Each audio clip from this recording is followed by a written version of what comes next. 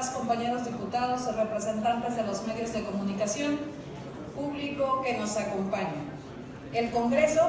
conocido a través de la historia como Parlamento, tiene entre sus diversas funciones algunas que son fundamentales para la consolidación del Estado de Derecho, así como de un sistema de gobierno cercano a la población y sensible a sus necesidades.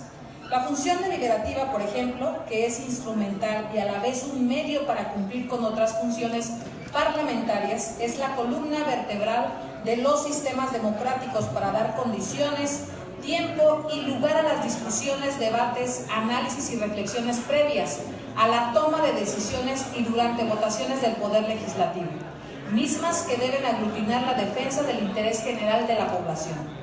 La función legislativa, por su parte, ha sido tradicionalmente considerada la más importante de las funciones parlamentarias, implicando la producción, innovación y armonización de las normas jurídicas. Encontramos también la función parlamentaria de control, cuyo fin es evitar el abuso de poder, así como establecer límites y contrapesos al ejercicio de este, principalmente respecto del Ejecutivo,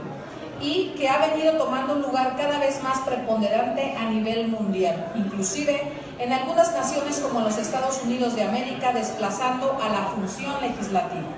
En el marco internacional y nacional de la construcción de poderes legislativos, cada vez más innovadores, abiertos y transparentes, aparece también la función parlamentaria informativa, asociada precisamente al control parlamentario.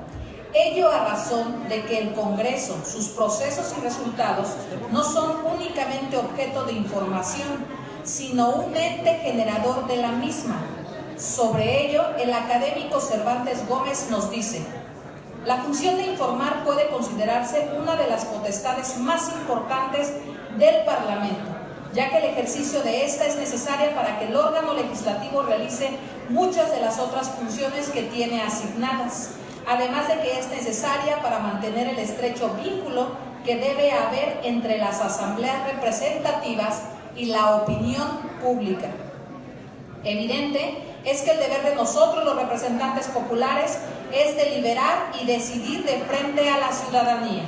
La función institucional de los parlamentos modernos de informar, si bien es una de las más recientes que se incorporan, es a nuestros días también una de las más importantes, en función de la mayor participación ciudadana, así como de los criterios, mandatos y políticas de transparencia, rendición de cuentas y acceso a la información, que a últimos años se han incorporado al ejercicio del poder público.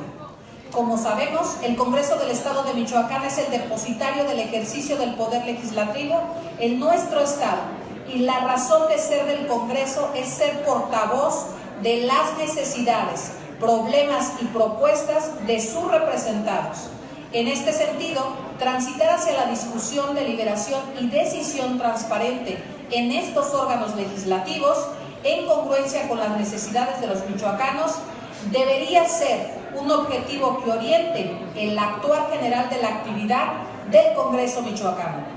En este escenario nacional, donde emerge una sociedad cada vez más crítica, participativa, informada y demandante, así como en el contexto amplio de compromisos multilaterales entre las naciones para construir marcos normativos en materia de rendición de cuentas, transparencia, acceso a la información pública y participación ciudadana, el ejercicio del poder público en todos sus momentos debe ser siempre de frente a la ciudadanía. Si de acuerdo al artículo 27 de nuestra Constitución local, los diputados no podrán ser reconvenidos ni serán sujetos de responsabilidad por las opiniones, propuestas legislativas o votos que emitan en el ejercicio de su cargo. ¿A qué naturaleza obedece entonces la votación por cédula al interior de este Congreso? Es decir, ¿qué objetivo guarda el voto secreto al interior de esta Asamblea que busca evadirse del escrutinio público de los gobernados?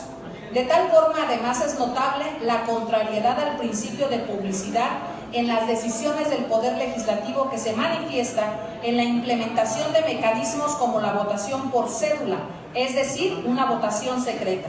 En este sentido, se insiste el Poder Legislativo michoacano debe trabajar de cara a la sociedad que representa, en disposición a la participación y escrutinio público, académico, de la sociedad organizada y de aquellos otros grupos legales y legítimos que consideren de interés los temas discutidos, tratados o dictaminados en esta soberanía. Así, es preciso dejar soterrado en el pasado el rancio mecanismo de legislar y decidir mediante procesos oscurecidos u opacos que dejen de lado el derecho de la ciudadanía a la información, a la rendición de cuentas y a la transparencia, y que socavan la legitimidad y representatividad del Poder Legislativo en su conjunto, dejándolo de principios y compromisos como la accesibilidad, el gobierno y el parlamento abierto. Adicionalmente, el artículo 61, fracción séptima de la Ley de Amparo establece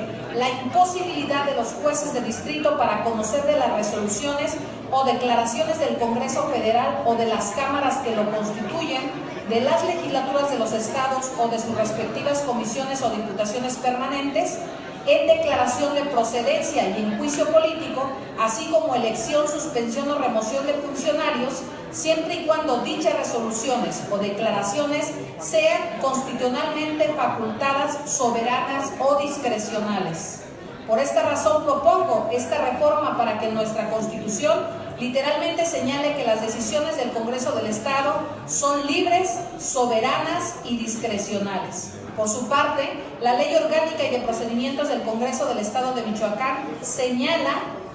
que los diputados no podemos ser reconvenidos sobre el sentido en que emitimos nuestro voto en el ejercicio del cargo, motivo por el cual en las sesiones del Pleno los diputados emitimos libremente nuestro voto, en cualquier sentido de lo previsto por la ley, sin que el voto esté condicionado. Aunado a ello, las decisiones que emite el Congreso del Estado en Pleno son decisiones soberanas y discrecionales, pues no están sujetas a una autoridad superior ni guardan dependencia con alguna condición ajena. En tal virtud, la discrecionalidad es un atributo de la autoridad a quien se le confiere la potestad de decidir el mérito y oportunidad en el ejercicio de una facultad. Es necesario puntualizar que si bien el ejercicio de dichas facultades se realiza discrecionalmente, el vocablo no autoriza la arbitrariedad y sí implica que el ejercicio de tales facultades no pueda evaluarse bajo un estándar legal rígido,